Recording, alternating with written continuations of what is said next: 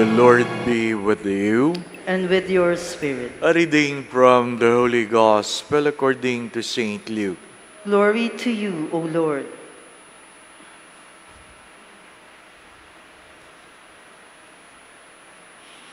Jesus journeyed to a city called Nain, and his disciples and a large crowd accompanied him.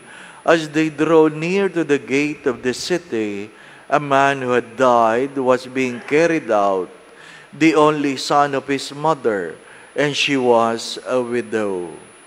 A large crowd from the city was with her. When the Lord saw her, he was moved with pity for her and said to her, "Do not weep." He stepped forward and touched the coffin. At this, the bearers halted and said, "Young man, I tell you, arise." The dead man sat up and began to speak, and Jesus gave him to his mother. Fear seized them all, and they glorified God, exclaiming, "A great prophet has arisen in our midst, and God has visited these people." This report about him spread through the whole of Judea and all the surrounding region.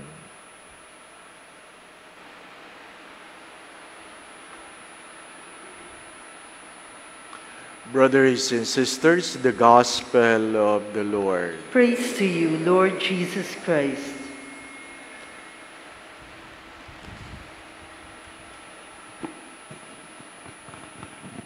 The first reading speaks of those wanting to become a bishop. It is not our concern. Wala namang gusto mag-obispo dito, di po ba? But perhaps the reminder of the first reading, if you want to follow Christ, you must keep a good moral life. A good moral life. What is the invitation of the gospel?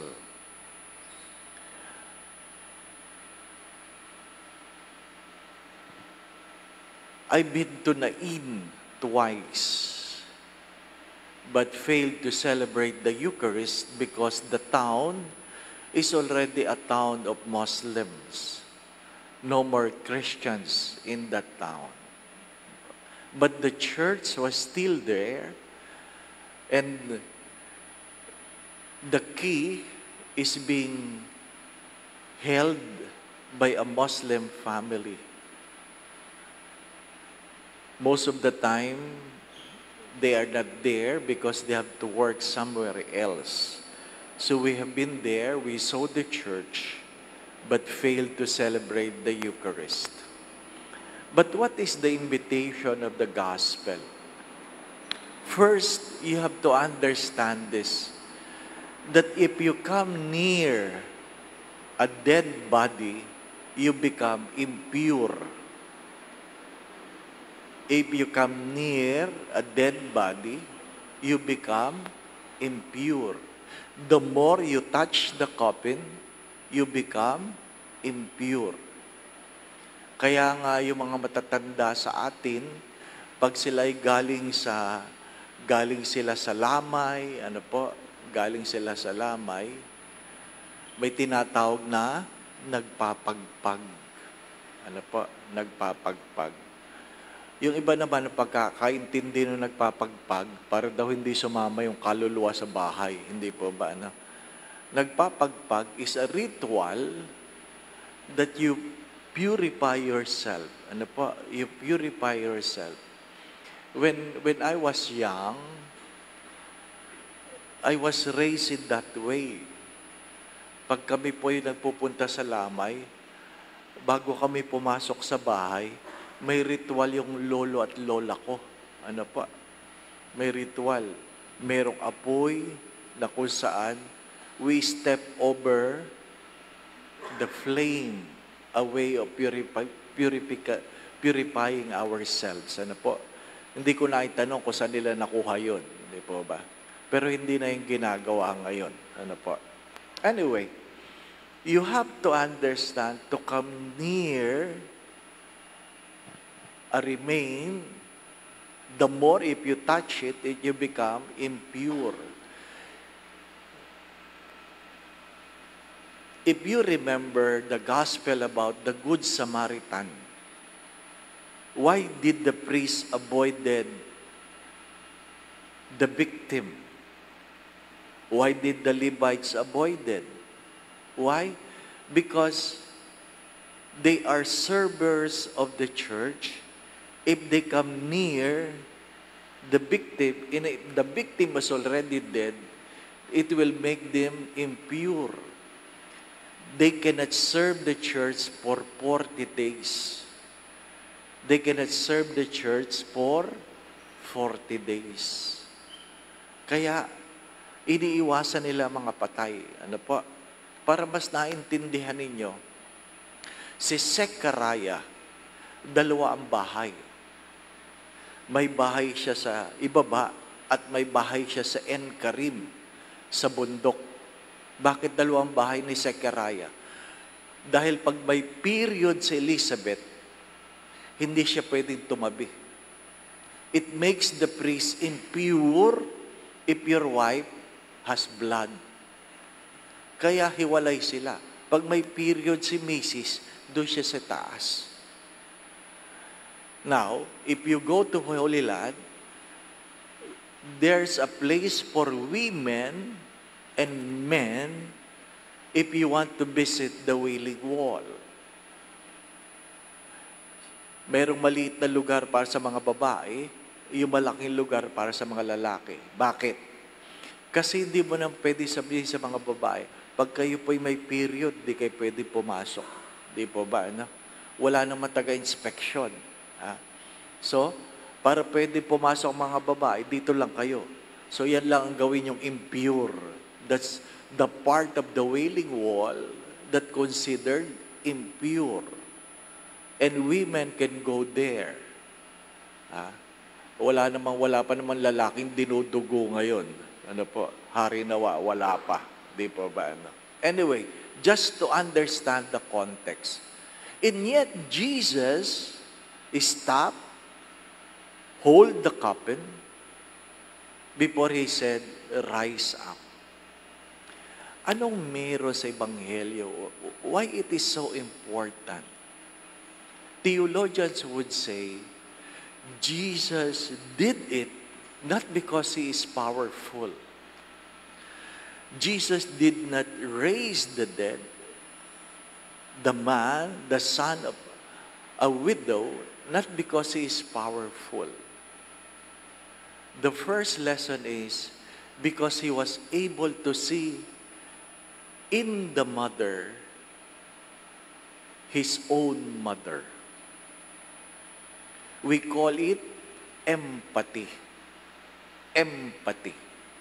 Naintindihan mo ang kalalagayan ng ina na namatayan ng anak dahil alam niya, darating ang araw, ang kanyang ina ay maiiwanan niya. You know, when Jesus was already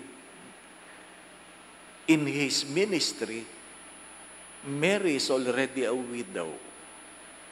And if you lose a son, being a widow, you are not counted in the community anymore. You have no voice, you have no rights, you have nothing.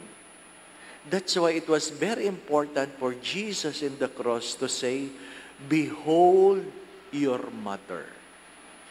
Please take care of my mother. Mother, behold your son. Mother, this is now your children. That is to understand the context. Jesus raised the man because he was able to understand the situation of a mother losing her son. In other words, empathy is only possible if we are able to see the perspective of others. What we have, brothers and sisters, are perceptions. What we have are perceptions. How do you explain perceptions? Magkaharap tayong ganyan. Nilagyan natin ng number 6. Sa harap ko, number 6. Ang tingin ko dyan, number 6. Yung kaharap ko, ang tingin dyan ay 9. I always insist that is number 6 because that is how I perceive it. Perception. But perspective is being able to stand on the other side and to see what they are seeing. Why he was insisting that is number 9 when I see it's number 6? That is perspective. If we are too full with ourselves, what we only have are perceptions. And because of that, more or less, or more than less, we will be unable to understand other people. Lack of perspective can prevent us from being empathetic to others. Let us learn to empathize by understanding their perspective rather than only our perceptions. Amen. Jesus wept because of the death of a son, leaving a mother behind. But putting it in context into this world, maybe Jesus will also weep not only to the dead, but even to a living children who leave their parents behind.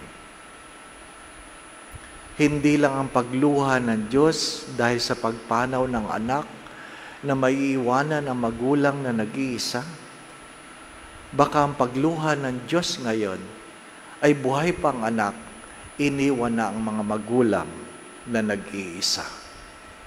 The Lord be with you. And with your spirit. And may Almighty God bless you and your family, the Father, the Son, and the Holy Spirit. Amen. The Mass has been offered. We go in peace to love and serve the Lord. Thanks be to God.